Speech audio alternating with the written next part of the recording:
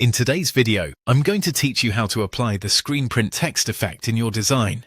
To get started, open your design workspace. If you already have a project ready, go ahead and open it. If not, create a new design so you can follow along from the very beginning.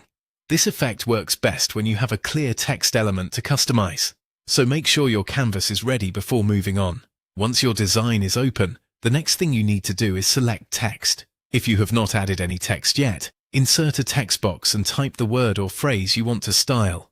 If your text is already on the canvas, simply click on it to highlight it. This step is important because the editing options you see will depend on the element you have selected. If the wrong item is selected, the effect controls may not appear the way you expect.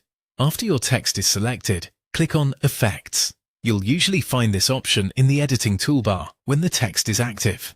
The Effects panel gives you access to different text styling options that can change the appearance of your lettering without needing to manually edit each character. This is a quick and efficient way to give your design a more polished or creative look. Inside the Effects options, select Screen Print.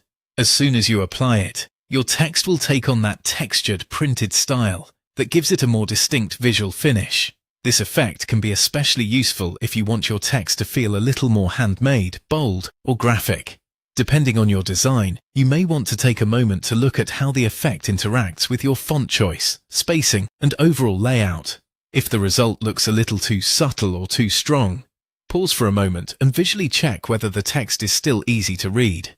A good design effect should improve the look of your text without making it harder to understand. You can also compare it with the rest of your design to make sure everything feels balanced and consistent. And that's it. Once you've opened or created your design, selected your text, clicked on Effects, and chosen Screen Print, you've successfully applied the effect. It's a simple adjustment, but it can make a big difference in the final look of your design. Thanks for watching, and I'll see you in the next video.